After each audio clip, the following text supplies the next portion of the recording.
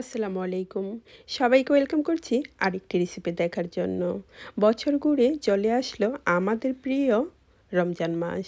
আর রোজার আগেই নানা রকমের ইফতারের রেসিপিগুলো বানিয়ে ফ্রোজিং করে রেখে দিন। তখন ইফতারের সময় আর কোনো ঝামেলা হবে না। ঝটপটে শুধু ভেজে নিলেই হয়ে যাবে, কারণ ইফতারের সময় কিন্তু অনেকটাই ঝামেলা থাকে। তাই অনেক ধরনের রেসিপি আছে, সেগুলো আপনি আগে বানিয়ে যদি ফ্রোজিং করে রেখে দিন এবং ভেজে নিলেই হয়ে যাবে।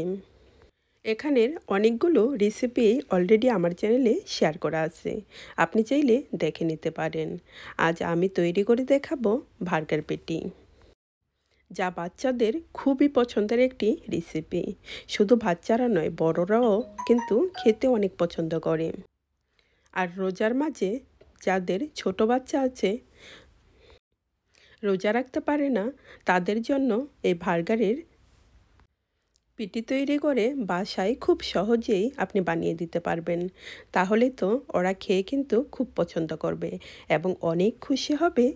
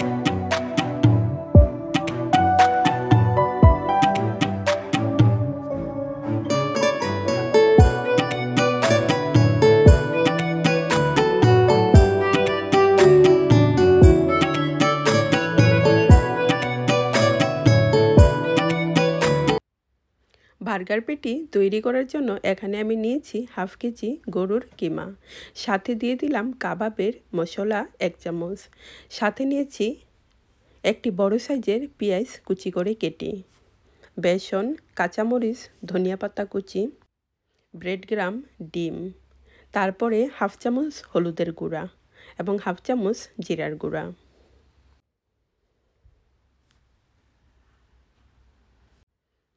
লবণ স্বাদ মতো, আদা রসুন পেস্ট। একে একে সব ধরনের মশলাগুলো দিয়ে তারপরে খুব ভালো করে হাত দিয়ে মিক্স করে নেব।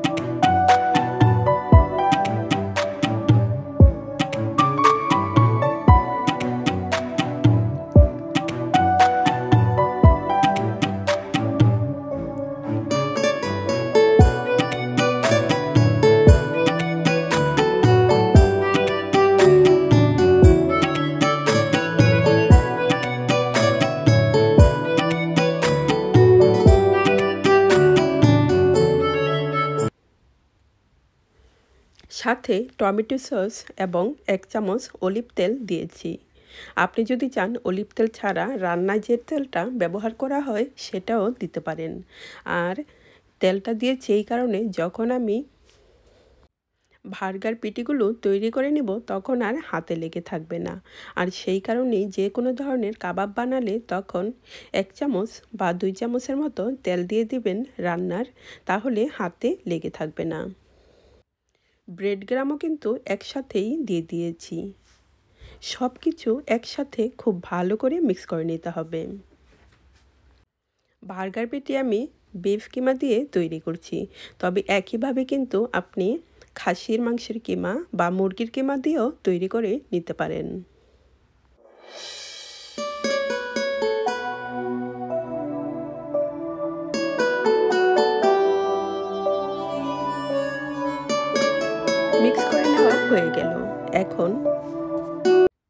বার্গার পেটিগুলো আমার পছন্দ মতো সাইজ করে নেব।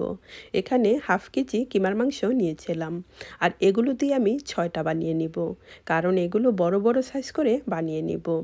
যদি আপনি আপনার পছন্দ মতো সাইজ করে বানিয়ে নিতে পারেন, একটু ছোটো সাইজ করে। যখন আমি পেটিগুলো ভাজতে যাব তখন কিন্তু একটু ছোট হয়ে আসবে, আর সেই কারণে আরও একটু বেশি বড় করে বানিয়ে নিচ্ছি। আমি এখানে 6টি বানিয়ে নিব বড় বড় সাইজ করে। আর আপনি চাইলে কিন্তু এই হাফ কেজি কিমার মাংস দিয়ে চাইলে 10টিও বানিয়ে নিতে পারেন, তখনও বেশি একটা ছোট হবে না। ছোট বাচ্চারা কিন্তু প্রতিদিন একই রকমের খাবার খেতে পছন্দ করে না, তাই এরকম করে বানিয়ে ফ্রোজিং করে রেখে দিলে যে কোনো সময়ই ওদের ভেজে দেওয়া যায়।